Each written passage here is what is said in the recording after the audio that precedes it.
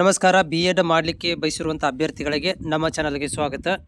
ಈ ವಿಡಿಯೋದಲ್ಲಿ ನಿನ್ನೆ ನಿಮಗೆ ಒಂದು ಗುಡ್ ನ್ಯೂಸ್ ಅಂತ ಕೊಟ್ಟಿರುವಂಥದ್ದು ನಿಮ್ಮ ಒಂದು ವೆರಿಫಿಕೇಷನ್ ಲಿಸ್ಟ್ ಇರ್ಬೋದು. ಮತ್ತು ವೆರಿಫಿಕೇಷನ್ ಲಿಸ್ಟ್ ಒಳಗಡೆ ನೀವು ಯಾವ ಸೆಂಟ್ರಿಗೆ ಹೋಗಬೇಕು, ಯಾವ ದಿನಾಂಕದಿಂದ ಹೋಗಬೇಕು ಅನ್ನೋದನ್ನು ಕೂಡ ಅದರಲ್ಲಿ ಕೊಟ್ಟಿದ್ದಾರೆ. ಅದು ನೋಡ್ಕೋಬೇಕಾಗತ್ತೆ.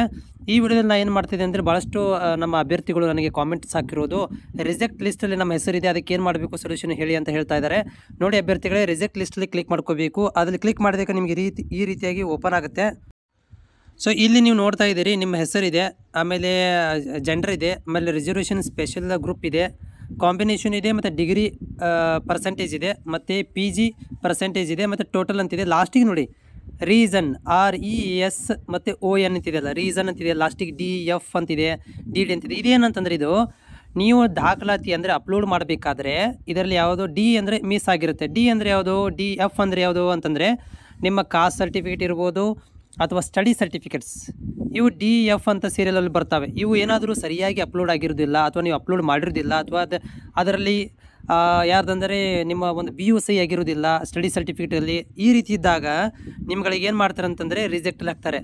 ಇದಕ್ಕೇನು ಮಾಡಬೇಕಂದ್ರೆ ನೀವು ಡಾಕ್ಯುಮೆಂಟ್ ವೆರಿಫಿಕೇಷನ್ ಹೋಗಬೇಕಾಗತ್ತೆ. ಹೋಗಿ ಅಲ್ಲಿ ನೀವೇನು ಮಾಡಬೇಕಂದ್ರೆ ಇಲ್ಲಿ ಕೊಟ್ಟಿದ್ದಾರೆ ನೋಡಲ್ ಸೆಂಟರ್ಗಳಿಗೆ, ಮೇಲ್ಭಾಗದಲ್ಲಿ ನೋಡಲ್ ಸೆಂಟರ್ ಕೊಟ್ಟುಬಿಟ್ಟಿದ್ದಾರೆ.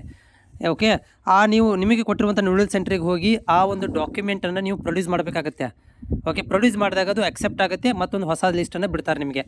ಡಾಕ್ಯುಮೆಂಟ್ ವೆರಿಫಿಕೇಷನ್ ಟೈಮಲ್ಲಿ ನೀವು ಹೋಗಬೇಕಾಗುತ್ತೆ. ನಿಮ್ಮ ದಿನಾಂಕಕ್ಕೆ ನೀವು ಹೋಗಬೇಕು, ಡಾಕ್ಯುಮೆಂಟ್ ವೆರಿಫಿಕೇಷನಿಗೆ ಹೋಗಬೇಕು. ಅಲ್ಲಿ ಸಪ್ರೇಟಾಗಿ ನಿಮಗೆ ರಿಜೆಕ್ಟ್ ಆಗಿರುವಂಥ ಅಭ್ಯರ್ಥಿಗಳಿಗೆ ಏನು ಮಾಡೋದು ಅಂತಂದರೆ ಡಾಕ್ಯುಮೆಂಟ್ ವೆರಿಫಿಕೇಷನ್ ಮಾಡ್ತಾರೆ, ಪ್ರೊಡ್ಯೂಸ್ ಮಾಡಬೇಕಾಗುತ್ತೆ. ಡಿ ಅಂದರೆ ಏನು ಅಂತ ಇಲ್ಲಿ ತೋರಿಸ್ತೀನಿ ನೋಡಿ. ಸೊ ಇಲ್ಲಿ ನೋಡ್ತಾ ಇದ್ದೀರಲ್ಲ, ABCDEFG ಅಂತಿದೆಯಲ್ಲ, ಇದರಲ್ಲಿ ನಿಮ್ಮ ಸೀರಿಯಲ್ ನಂಬರ್ ಅಂದರೆ ಇದು ಯಾವುದಾದ್ರು ಇದರಲ್ಲಿ ಮಿಸ್ ಆಗಿರೋದನ್ನು ಅವ್ರು ಕೊಟ್ಟಿದ್ದಾರೆ. D ಅಂತಂದರೆ ಇಲ್ಲಿ 7 ವರ್ಷದ ಸ್ಟಡಿ ಸರ್ಟಿಫಿಕೇಟ್ ನೀವು ಸಬ್ಮಿಟ್ ಮಾಡಿರೋದಿಲ್ಲ, ಅಥವಾ ನೀವು ಅಲ್ಲಿ ಏನು ಮಾಡಿರೋದಿಲ್ಲ ಅಂತಂದರೆ ಡೊಮೆನ್ಸಲ್ ಸರ್ಟಿಫಿಕೇಟು ಇದನ್ನು ಮಾಡಿರೋಂಗಿಲ್ಲ. F ಅಂತಂದರೆ ಕಾಸ್ಟ್ ಇನ್ಕಮ್ ಸರ್ಟಿಫಿಕೇಟ್ ನೀವು ಸರಿಯಾಗಿ ಪ್ರೊಡ್ಯೂಸ್ ಮಾಡಿರೋಂಗಿಲ್ಲ, ಅಂದರೆ ಅಪ್ಲೋಡ್ ಮಾಡಿರೋದಿಲ್ಲ. ಈ ರೀತಿಗಳನ್ನ ಇದ್ದಿದ್ದನ್ನು ಏನು ಮಾಡಿರ್ತಾರೆ ಅವರು DF ಅಂತ ಹಾಕಿದ್ದಾರೆ. ಇದನ್ನು ನೀವು ತೊಗೊಂಡೋಗಿ ಇದಕ್ಕೆ ಅಂದರೆ ನಿಮ್ಮ ವೆರಿಫಿಕೇಷನ್ ಸೆಂಟ್ರಿಗೆ ಹೋಗಿ ಅಲ್ಲಿ ಪ್ರೊಡ್ಯೂಸ್ ಮಾಡಿದಾಗ ಅವರು ಅದನ್ನು ನೋಡಿಕೊಂಡು ವೆರಿಫೈ ಮಾಡಿ ನಿಮಗೆ ಮತ್ತು ಸ್ಪೆಷಲಿಸ್ಟನ್ನು ಬಿಡ್ತಾರೆ.